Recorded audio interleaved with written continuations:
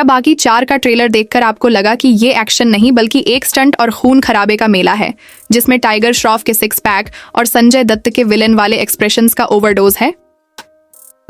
बस यही सवाल आपके दिमाग में घूमता रहेगा जब आप 11 अगस्त 2025 को रिलीज हुआ इसका टीजर देखेंगे, जिसमें डायरेक्टर हर्षा ने शायद सोचा कि दर्शकों को बस खून, मछेटी और स्लोमो में लटकती लाशों का बुफे परोसना ही मसाला है, और प्रोड्यूसर साजिद नाडियाडवाला ने लगता है स्क्रिप्ट पढ़ने के बजाय टाइगर की जिम वाली फोटो देखकर ही हरी झंडी दे दी।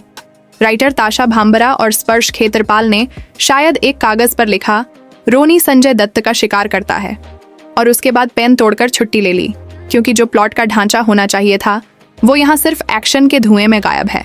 मतलब एनिमल में कम से कम एक इमोशनल ट्रैक था, मार्को में एक स्टाइल था, यहाँ ना इमोशन है ना ओरिजिनलिटी, बस एक फ्रेंचाइज का नाम जिसमें रोनी फिर से अपनी जान मारकर भी लॉजिक को मार देता है। ट्रेलर में टाइगर का कमोड पर बैठकर मछेटी पकड़ना शायद उनका सिंबॉलिक मैसेज था कि बैटल सीन टॉयलेट तक आ गए हैं, लेकिन सच कहें तो ये सीन ज्यादा बाथरूम ह्यूमर के मीम्स बनाने का मौका दे रहा है।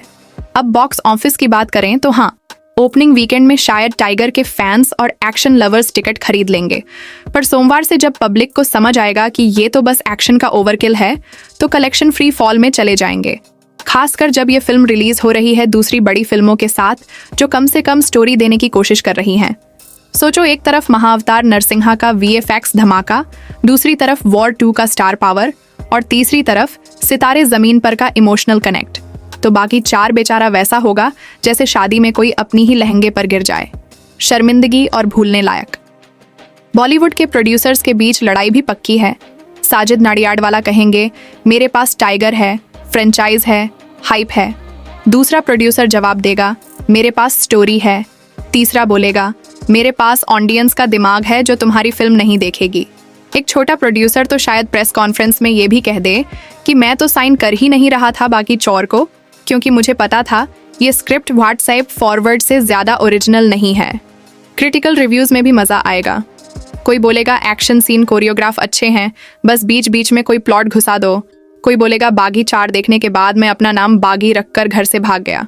कोई तो ये तक लिख देगा, कमोड सीन ने मेरी जिंदगी का मकसद ही बदल दिया। पब्लिक भी आपस में लड़ पड़ेगी। फैंस कहेंगे, भाई टाइगर ने जान डाल दी यार।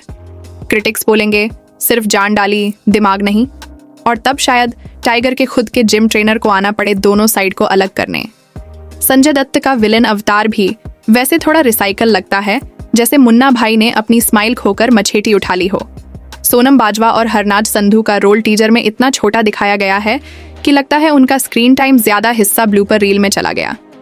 ओवरऑल ये फिल्म एक ऐसी डिश बन रही है जिसमें मिर्च, मसाला और तेल इतना है कि स्वाद ही खत्म हो गया, और प्रोड्यूसर को लगता है दर्शक पेट भर के खाएंगे, लेकिन हकीकत में आधी प्लेट में ही बस करो कहकर छोड़ देंगे। अगर बॉक्स ऑफिस नंबर की बात करें तो मेरा अनुमान है पहले 3 दिन में हाइप से 80-90 करोड़ का बिजनेस। उसके बाद तीसरे दिन के एंड तक कर्व नीचे ऐसा गिरेगा जैसे बॉलीवुड के अवार्ड शो में स्क्रिप्ट की क्वालिटी। एक पॉइंट पर तो लगता है बाकी फ्रेंचाइज को एक इंटरवेंशन चाहिए जिसमें कोई प्रोड्यूसर सच सच बोल दे कि भाई अब बस थोड़ा दिमाग भी लगा लो, वरना आगे जाकर लोग बाकी 5 का ऐलान सुनते ही नेटफ्लिक्स पर कुछ और देखना शुरू कर देंगे। और सबसे मजेदार बात यह है कि जितना ड्रामा स्क्रीन पर होगा उतना ही प्रोड्यूसर्स के बीच हो रहा होगा। एक दूसरे पर इल्जाम, मीम्स, ताने मारते ट्वीट, और शायद 1-2 लीक हुई व्हाट्सएप चैट भी जिसमें कोई लिखे, भाई कमोड वाला सीन डिलीट करवा दे वरना ट्रोल्स मार डालेंगे।